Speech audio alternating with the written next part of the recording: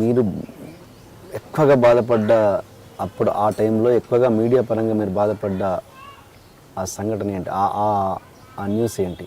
నేను మీడియాలో చూసింది ఏంటంటే ఉన్నట్టు ఏం జరిగిందో అది చెప్పండి, ఓకే, అది మీకు రైట్స్ ఉంది, ఓకే. కానీ ఒక్క ఛానల్, అది తెలుగు ఛానల్ కాదు, నేను అది కూడా చెప్తున్నాను క్లియర్గా. నేను తెలుగు ఛానల్స్ ఎక్కడ అలాంటి అంత నెగిటివిటీ చూపించలేదు అనుకుంటున్నాను. నేను చూడలేదు, నేను ఏ ఛానల్లో చూడలేదు. ఈ విషయంలో నేను చాలా హర్ట్ అయిపోయాను, సెన్సిటివ్ కాబట్టి మా ఇంట్లో నన్ను చూడనివ్వలేదు. చూస్తే ఇంకా తను బర్స్ట్ అయిపోతుంది, మనం అసలు డోర్ లాకేసుకున్నా కూడా డోర్ తీసి పెట్టేవాళ్ళు. ఇంకా డోర్ లాకేసుకోవద్దు ఏం చేసుకుంటుందని, ఎందుకంటే అంత డిప్రెషన్లోకి వెళ్ళిపోయాను. కానీ ఆఫ్టర్ 1 year 2012 ఫెబ్లో బికాస్ ఆఫ్ నాకు ఈ డిప్రెషన్ ఎక్కువైపోయి ఐ కుడెంట్ స్లీప్. 1 week కూడా నిద్రపోయేదాన్ని కాదు. డే అండ్ నైట్ కూర్చొని ఉండేదాన్ని, కాఫీ తాగేదాన్ని, భోజనం చేసేదాన్ని కాదు. I hate my name, I hate this life.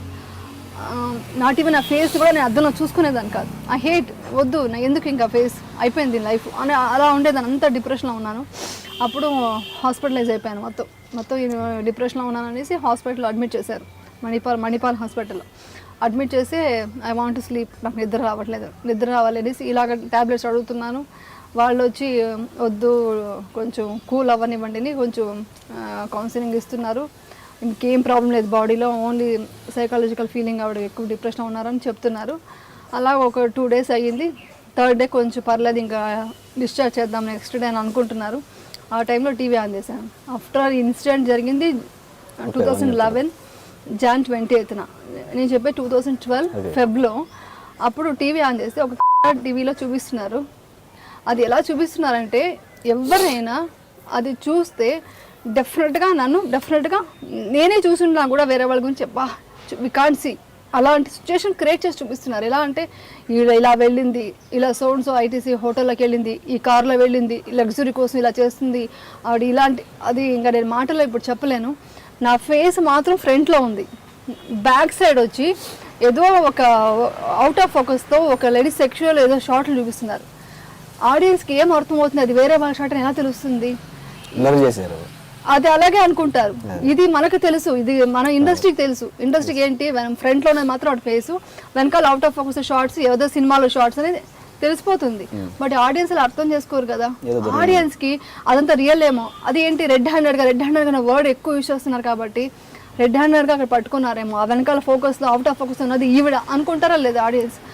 అది చూసి ఒక్కసారిగా నాకు షాక్ అయిపోయి గట్టిగా స్క్రీమ్ చేసి అరిచేసి ఏడ్చేసి నాకు ఇంకా ట్యాబ్లెట్ వద్దు ఏమో వద్దు నాకు అనేసి మొత్తం పడేస్తే మొత్తం సిస్టర్స్ డాక్టర్స్ అందరూ వచ్చారు. అది నేను ఇక్కడ తట్టుకోలేకపోయాను. ఇది నాకు మీడియా మీద కోపం లేదు, బాధ ఉంది. ఎందుకంటే ఇలా చూపించినప్పుడు ఎవరు నమ్ముతారండి? నేను ఇంకా అలా కాదు, నేను ఇలాంటి మనిషిని అని చెప్తే ఎవరు నమ్ముతారు చెప్పండి? అలా చూపేది అంటున్నా మీడియాని. అది నేను ప్రే చేస్తున్నాను, నా గురించి అని కాదు, ఏ ఒక అమ్మాయి గురించి కూడా అలా చూపిస్తున్నప్పుడు వాళ్ళు అది నమ్ముతారండి జనాలు. ఎందుకంటే ఓకే సిచ్యువేషన్ చెప్పొద్దని చెప్పట్లేదు, ఏం జరిగిందో అది చెప్పండి. ఇలాంటి క్రియేట్ చేసి రౌండ్స్ వేసి చూపించినప్పుడు అది నమ్ముతారు, అది ఆడియన్స్కి అది ఎక్కువ రీచ్ అవుతుంది. దాని నెగిటివిటీని వదిలేసి పాజిటివిటీ చూపించండి అంటున్నాను. మ్యాక్సిమం ఎంత చూపిస్తే ఈ నేను ఒక్కదాన్ని కాదు కదా, హోల్ ఫ్యామిలీ పడిపోయింది, అసలు ఒక్కసారిగా కూలి పడిపోయింది. దాన్ని తీసుకురావడానికి నాకు 5 years పట్టింది, నేను బయట రావడానికి ఒక 3 years. ఫ్యామిలీ ఇప్పుడు ఓకే హ్యాపీ, బట్ ఆ పెయిన్ అయితే నాకు పోదు ఇంకా కదా, అది అనుకుంటున్నా. ఓకే నాకు మోసం జరిగింది, ద్రోహం జరిగింది, బై గాడ్స్ గ్రేస్ నేను గెలిచాను కేసు, అందుకని ఇప్పుడు మాట్లాడుతున్నా. లేకుంటే ఏమని చెప్తాం? ఇది నేను ఇప్పుడు ఈరోజు న్యాయం జరిగింది కాబట్టి నేను ధైర్యంగా మాట్లాడుతున్నాను. లేకుంటే అది కూడా నేను కోల్పోయినట్టే, నా లైఫ్ని అది కూడా కోల్పోయినట్టే. ద్రోహం జరిగింది అందరికీ తెలుసు. ఈవెన్ ఇండస్ట్రీలో కూడా చాలామంది ఫోన్ చేసి చెప్పింది ఏంటంటే, నువ్వు బాధపడకు, మాకు తెలుసు నువ్వంటే ఏంటని, నువ్వు మళ్ళీ బయటికి రా, ఎవరో ఏదో మాట్లాడుతారో అనేసి నువ్వు ఇలా డిప్రెషన్లో ఉండకొని చాలామంది ఫోన్ చేశారు నాకు, వెల్ విషెస్. కానీ ఈవెన్ మా ఫ్యామిలీ అయితే మొత్తం చిత్తూరులో ఉన్నాడు, మొత్తం వచ్చేసి నాకు ఆ ఇన్సిడెంట్ అయిన తర్వాత నేను టీవీ కూడా చూడలేదు.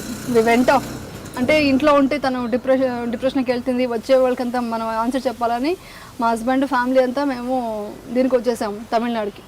తమిళనాడులో ఉండి 3-4 డేస్ ఉన్నాను, నన్ను కన్సోల్ చేస్తున్నారు, అన్నీ అయింది. 4th డే ఇంటికి వచ్చాను. అప్పుడు మా సిస్టర్లు అంతా వచ్చారు. వచ్చేసి ఇప్పుడు ఫ్యామిలీ సపోర్ట్ లేకపోతే ఏమైపోయేదని వాళ్ళు వచ్చి వాళ్ళ అన్నం కలిపి తినిపిస్తుంటే నాకు విషయంలో అనిపించింది ఫస్ట్ టైం.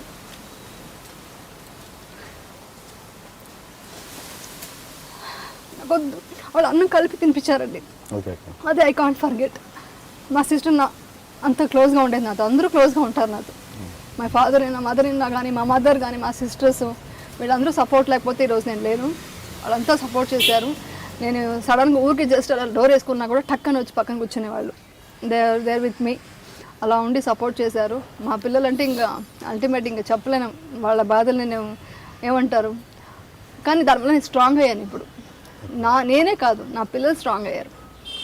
ఎంత ప్రాబ్లం వచ్చినా ఫేస్ చేయడానికి నేను రెడీ, నా పిల్లలు కూడా రెడీ అయిపోయారు.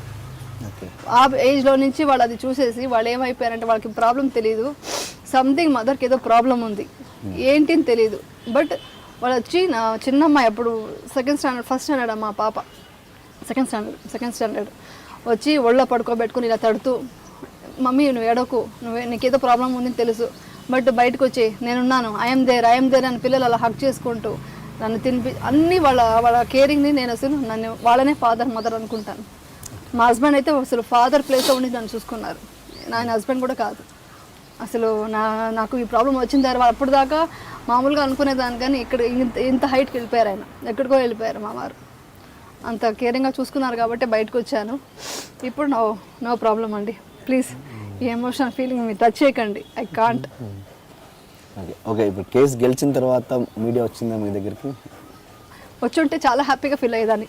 ఓకే, ఆ రోజు మీరు చూపించారు కదా 2015, ఐ ఎక్స్పెక్టెడ్ ఓకే డెఫినెట్గా వాళ్ళకి. అది కూడా నేను అడిగాను, ఇవన్నీ వాళ్ళకి ఎలా తెలుస్తాయి అని అంటే మీడియాకు వెళ్తుందంట, స్టేషన్ నుంచో లేదా పోలీసు వాళ్ళకి ఇన్ఫామ్ చేస్తారంట. ఏది కేసు గెలిచింది కూడా వాళ్ళకి పంపిస్తారు. ఎవరు వచ్చి నన్ను ఎవరు ఏం అడగలేదు. ఐ ఎక్స్పెక్టెడ్ వస్తారు, ఎవరైనా అడుగుతారేమో మనం ఇప్పుడు మాట్లాడదాము అని ఎక్స్పెక్ట్ చేశాను, కానీ ఎవరు రాలేదు. మళ్ళీ నాకు నేను అడిగాను కదా, నేను అవకాశాలే అడగలేదు. ఇంకా నేను వెళ్ళి ఇంటర్వ్యూ ఇస్తాను మీకు అనేసి నేను ఎలా వెళ్ళి మాట్లాడతాను, నాకు ఐ డోంట్ వాంట్. నాకు అందుకే నేను వెళ్ళలేదు. వచ్చి ఉంటే చాలా హ్యాపీగా ఫీల్ అయ్యేదాన్ని.